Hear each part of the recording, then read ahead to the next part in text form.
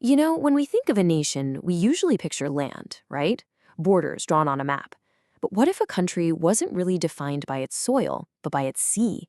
A place where the ocean is so much greater than the shore, a huge, sprawling kingdom of water, right in the heart of the Pacific.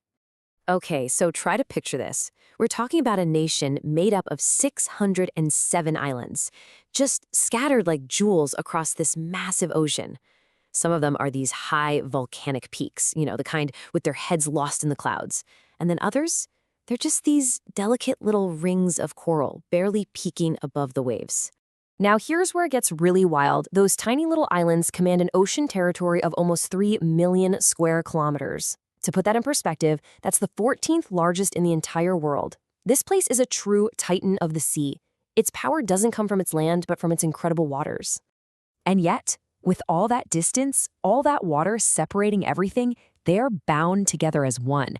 This is the story of the Federated States of Micronesia.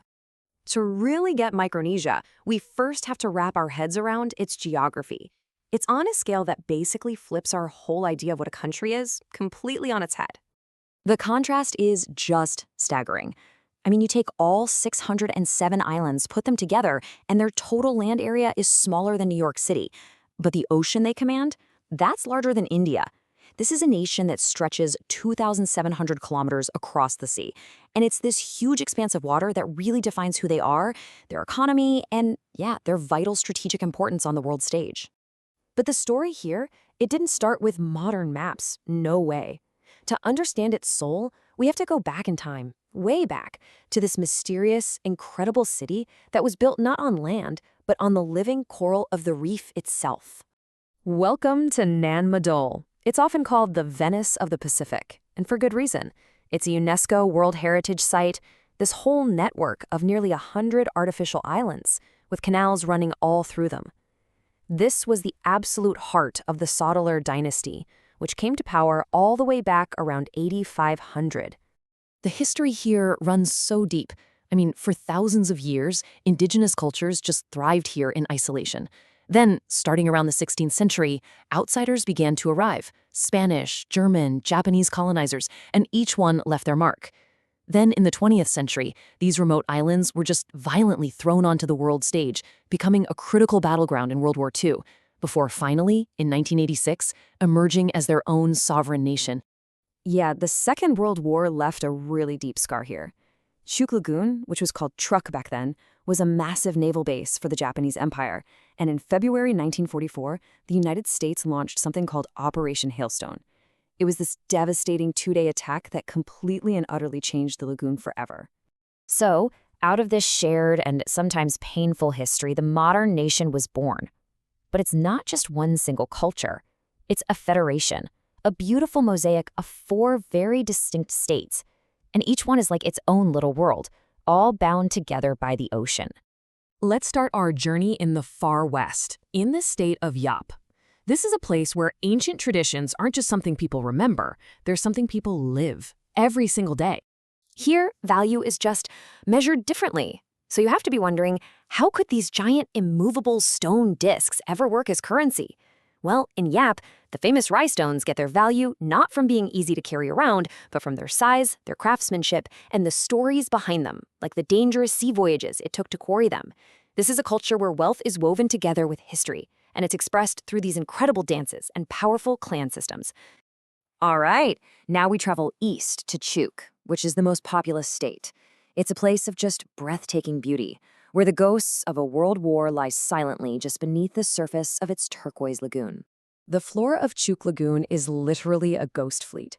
Dozens of sunken Japanese warships, cargo ships, and downed airplanes are just resting there in the silent depths, frozen in time since 1944.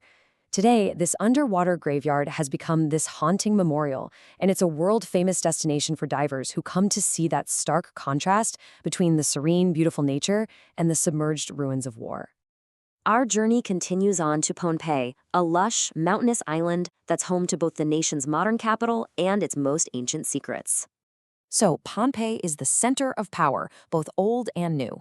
You've got the modern government in Palakkad right alongside the mysterious ruins of Nan Madol. And it's called the Garden Island for a very good reason. It's one of the wettest places on Earth, which creates these dense, beautiful rainforests that just cascade down its volcanic peaks.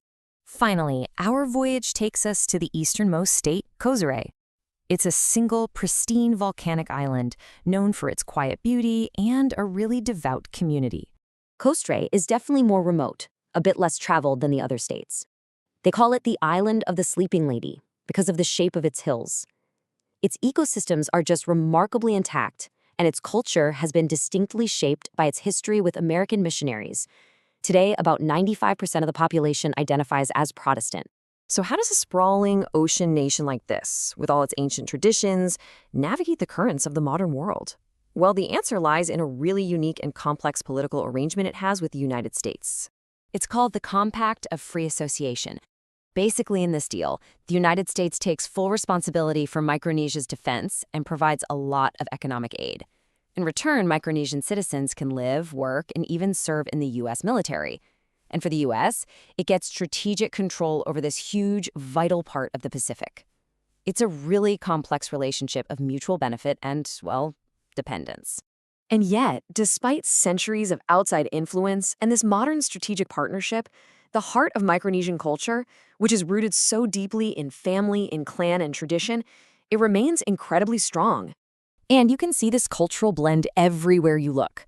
Sure, English is the official language for the government, but in homes and villages, people speak more than 17 different indigenous languages. Society is still built around the traditional extended family. That's the foundation, even as about 97% of the people practice Christianity, which is a legacy of those colonial times. So when you step back and look at the whole picture, Micronesia's story is one of profound resilience. From the ancient mariners who navigated by the stars to the incredible builders of non-model through centuries of foreign rule and the absolute horrors of a world war, its people have adapted and endured, and they've forged this unique identity that's defined not by land, but by the sea. But all of this, it brings us to one final and really urgent question. For a nation whose very identity, whose culture and existence is so deeply tied to the ocean, for a country of low-lying atolls and coastal villages, what does a future of rising tides truly hold? That is the challenge that will define the next chapter of this incredible ocean of islands.